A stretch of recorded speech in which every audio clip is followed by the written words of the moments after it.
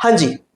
So our next topic is reorganisation of states, यानी कि कैसे स्टेट्स की जो थी इनको जैसे हमारे साथ जोड़ा गया भारत में, क्या वो जो प्रोसेस था खत्म हो गया या बाकी है। अगर आपको लगता है कि भाई प्रिंसली स्टेट्स को जोड़ दिया वल्लभ जी ने हमारे देश के साथ में तो वो एंड हो चुका है, द आंसर इज नो। अभी और भी चुनौतियां हमारे देश के सामने आनी थी। तो चलिए पढ़ते हैं क्या थी वो चुनौतियां।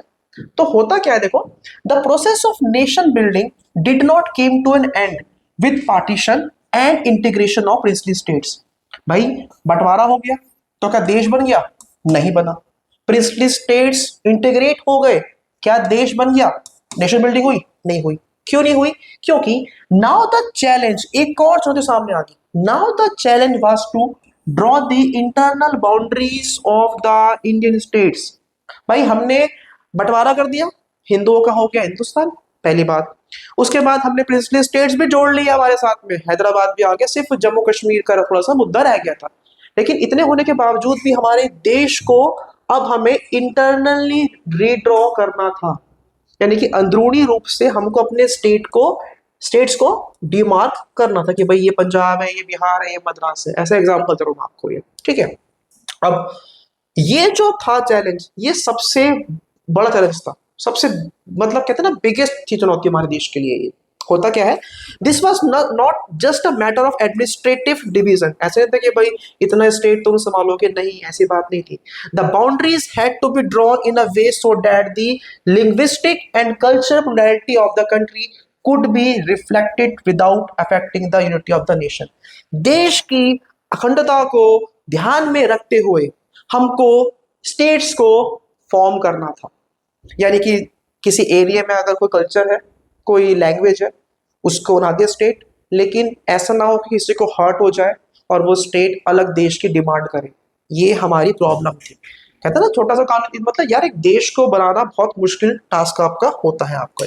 नेक्स्ट पॉइंट पे अब होता क्या, एक और चीज, during colonial rule the state boundaries were drawn either on administrative convenience और simply coincide with the territory annex by the British government, ठीक है, और the territories ruled by the princely state.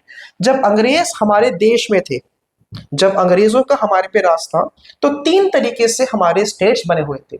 या तो उनकी बाउंड्रीज थी एडमिनिस्ट्रेशन के according, या उनकी बाउंड्रीज थी कि भाई जिन एरियो पे कब्जा है, किसका कब्जा है? ब्रिटिश गवर्नमेंट का।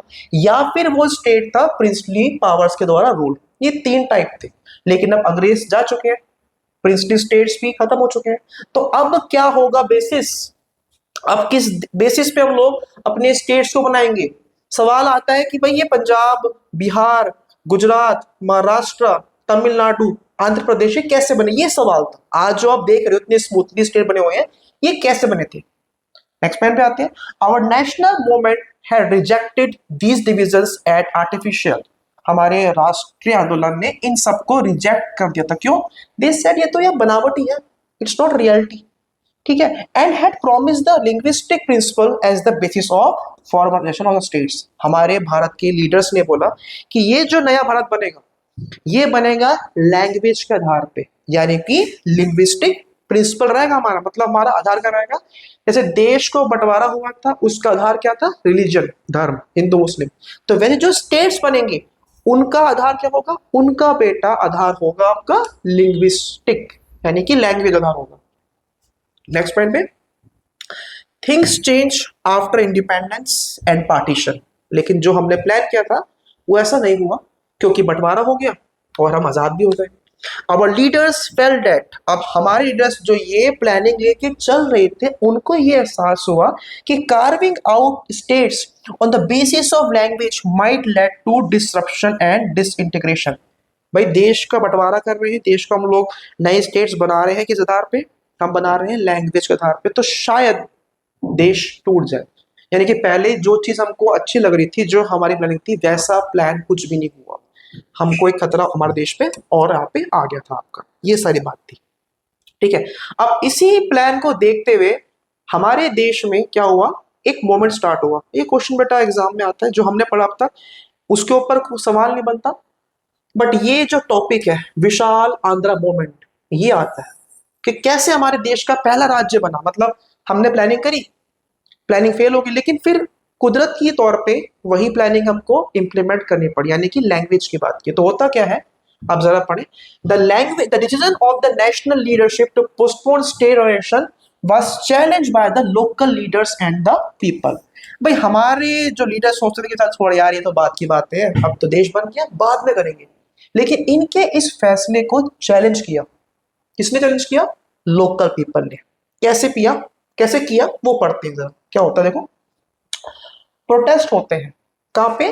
Telugu speaking areas of old Madras province. ये एक एरिया है जिसको बोलते हैं मद्रास, ठीक है। अब मद्रास में जो इतना एरिया है ना, यहां पे लोग एक भाषा बोलते हैं, उस भाषा का नाम है तेलुगु। तेलुगु बोलते हैं। तो तेलुगु भाषा बोलने वाले लोग क्या करते हैं? प्रोटेस्ट करते हैं, ठीक है।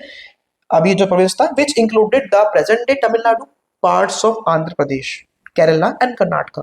मतलब ये जो एरिया था बेटा, यहाँ पे थोड़ा सा आपका तमिलनाडु भी था, आंध्र प्रदेश भी था और कर्नाटक भी था आज का। अब हुआ क्या? विशाल आंध्र मूवमेंट हुआ। तो ये मूवमेंट क्या मांगता है? ये जो लोग थे प्रोटेस्ट कर रहे थे, इनकी डिमांड क्या थी? तो इन लोगों ने नाम दिया विशाल Andhra movement.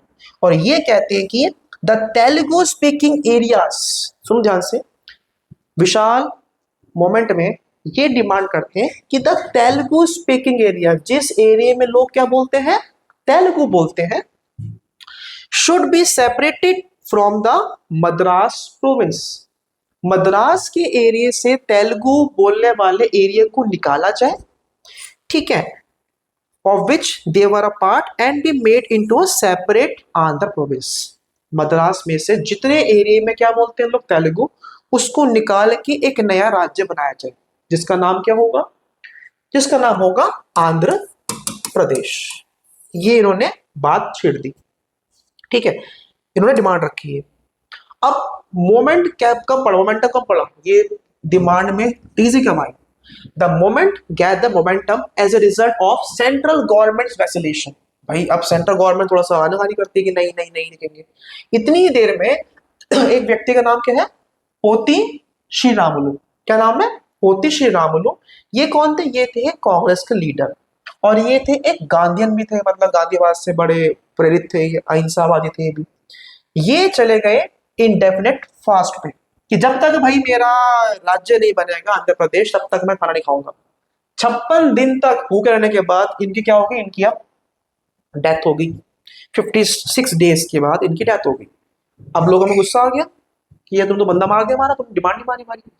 This cost great unrest and resulted in violent outburst in Andhra region. अब जो रीजन थी वाली जहाँ पे डिमांड होती थी, वहां पे हंगामा शुरू हो गया आपका, लोग सड़कों पे आ गए। People in large numbers took to these streets, लोग सड़कों पे आ गए, गलियों में आ गए। लोग काफी इंजर्ड हुए एंड लॉस देयर लाइफ, बहुत से लोगों ने अपनी जान भी गंवा दी जब पुलिस ने फायरिंग करी। इन Madras several legislators resigned their seats in protest। बहुत से विधायकों ने मद्रास में अपनी सीट भी रिजाइन छोड़ दी कि नहीं चाहिए हमारा, तुमने बंदा मार दिया। अंत में फाइनली, ठीक है ना, जब मोमेंट बढ़ गया, दिक्कतें बढ़ गई, तो पीएम क्या कहते हैं? पीएम ने अनाउंस कर दिया क्या?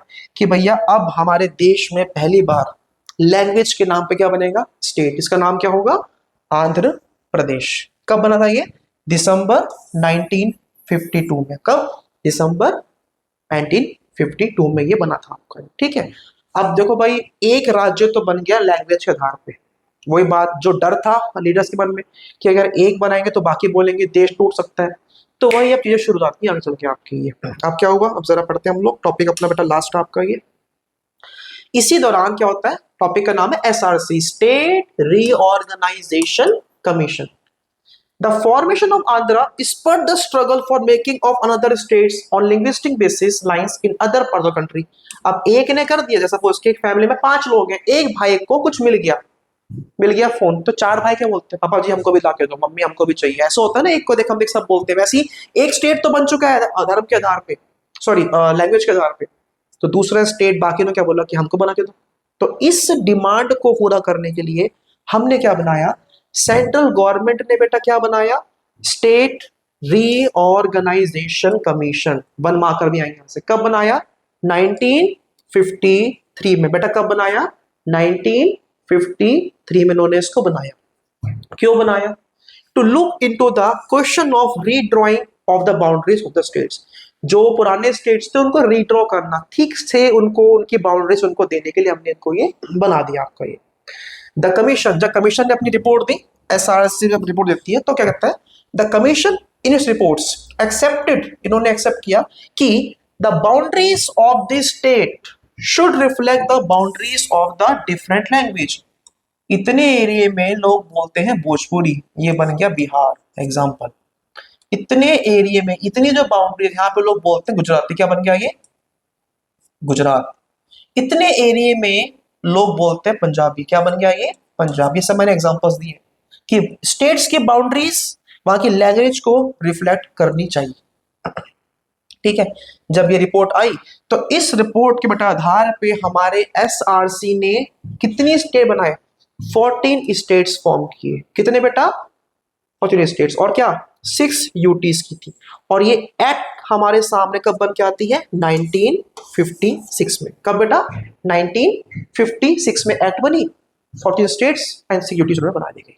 इस तरह से देश बच भी गया और देश हमारा बन भी गया।